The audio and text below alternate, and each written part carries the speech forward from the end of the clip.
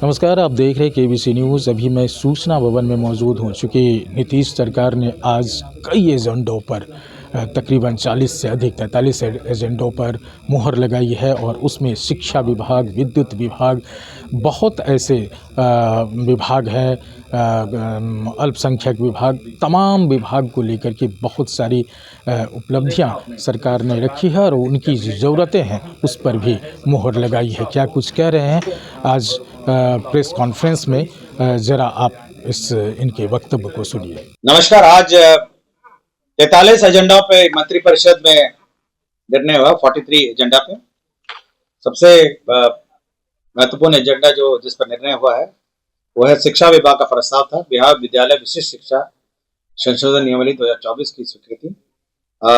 जैसे कि आपको जानकारी है कि 2023 में जो नियोजित शिक्षक थे, परीक्षा पास करने के बाद वो सक्षमता परीक्षा पास करने के बाद विशिष्ट शिक्षक के रूप में पदस्थापित थे, उनसे संबंधित नियमावली पर मंत्रिपरिषद ने स्वीकृति दी है। इसमें मुख्य रूप से जिन 3 संशोधन किए गए हैं। पहला संशोधन यह है कि जो 3 परीक्षाएं एलिजिबल थे, 3 परीक्षाएं पास कर उपलब्ध थे, उसको बढ़ाकर 5 कर दिया गया। इसकी घोषणा पूर्व में ही विधानमंडल में कर दी गई थी। उसी को न्यायालय में संशोधन किया गया है। दूसरा यह है कि जो विशिष्ट शिक्षक हैं जो जहां पदस्थापित हैं वहीं पे उनका पदस्थापन प्रोविजनली विशिष्ट शिक्षक के रूप में किया जाएगा और साथ ही साथ जब इनके कागजातों और सर्टिफिकेट की जांच होगी तब ये परमानेंट वहीं पे पदस्थापित हो सकेंगे। किंतु इनका पद स्थानांतरण ये होगा, जिसके लिए स्थानांतरण नीति भविष्य में कभी भी बनाई जाएगी। तीसरा ये है कि जो इनके डिपार्टमेंटल प्रोसीडिंग और कार्रवाई का जो प्रावधान थे उस नियमावली में नहीं थे। जो बिहार सरकार के सर्विस कोड में जो प्रावधान है वो सब किए गए हैं। साथ ही साथ एक और प्रावधान इसमें किया गया है कि यदि कोई टीचर कोई विद्यालय का माहौल बिगाड़ता है, स्थानीय राजनीति में तंग करता है, अन्य टीचरों को पढ़ाने से रोकता है या पूरे शिक्षा विद्यालय का माहौल बिगाड़ता है, तो उसको उस विद्यालय से स्थानांतरण अन्य ब्लॉक में किया जा सकता है और जिला पदाधिकारी की अनुशंसा पर यह जिला के बाहर किया जा सकता है। किंतु ये करने के पूर्व उसको नोटिस दिया जाएगा 3 दिन का। 3 दिन में वो अपना जवाब लिखेगा।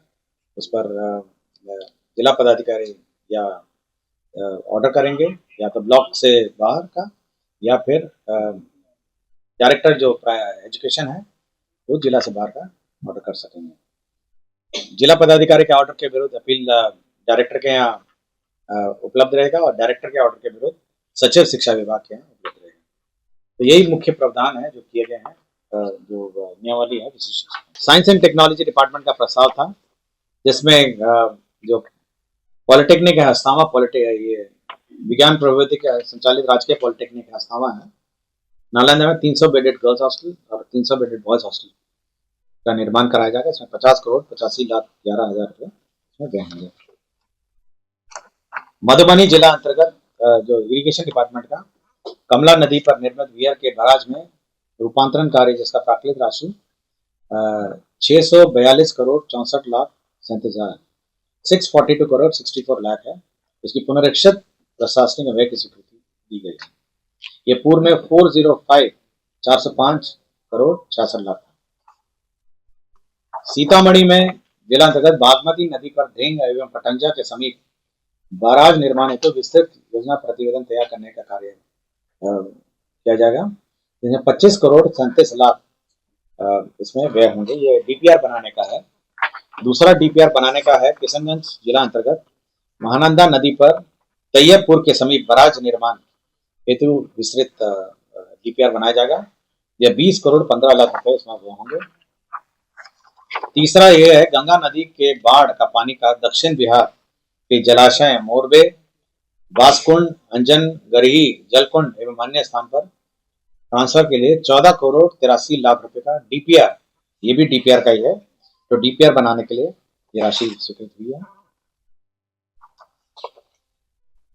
नमामि गंगे का ही एक योजना है। मोतिहारी में इंटरसेप्शन एंड डाइवर्शन एवं सीवरेज ट्रीटमेंट प्लांट का निर्माण किया जाएगा। इसमें 154 करोड़ 84 लाख रुपए इसमें व्यय होंगे। ये 100% सेंट्रल सेक्टर स्कीम है। अल्पसंख्यक कल्याण विभाग में मुंगेर में जिला अंतर्गत संग्रामपुर मौजा ददरी में 560 आवासन क्षमता वाले अल्पसंख्यक आवासीय विद्यालय के भवन निर्माण हेतु स्वीकृति दी गई है। इसी प्रकार जो माइनॉरिटी अफेयर्स अल्पसंख्यक कल्याण विभाग में ही सहरसा जिला अंतर्गत मौजा बसौना में 560 आवासन क्षमता वाले अल्पसंख्यक आवासीय विद्यालय की स्वीकृति दी। पिछड़ा में मध्य पिछड़ा के अंतर्गत किशनगंज जिला अंतर्गत 520 आवासन वाले पिछड़ा वर्ग एवं कन्या आवासीय +2 उच्च विद्यालय का भवन निर्माण है। किशनगंज में 520 सीट का ये स्वीकृति दिया गया है। सर्किट हाउस का विस्तार का भी इस बार प्रस्ताव आया है। जो पुराने बिल्डिंग है और बीच में नया है, तो पुराने बिल्डिंग को तोड़ के नया बिल्डिंग बनाने के लिए 34 करोड़ 26 लाख का योजना प्रस्ताव हुआ है, जो स्वीकृति दी गई है। तो आपने सुना कि जिस हिसाब से एस सिद्धार्थ ने अपनी बात रखी है और सबको एक तराजू में तौला है, सबके लिए एक मान रखा है सरकार ने, उन बातों को लोग खास तौर पे शिक्षकों को ट्रांसफ़र पोस्टिंग की जो बात है उन पर बहुत ख्याल दिया गया है। कहा गया कि उदारतापूर्वक सरकार ने ध्यान रखा है और हर लोगों का, हर विभाग का उन्नति और तरक्की की व्यवस्था बिहार सरकार के मध्य में है। कमलेश आनंद, KBC न्यूज़, पटना।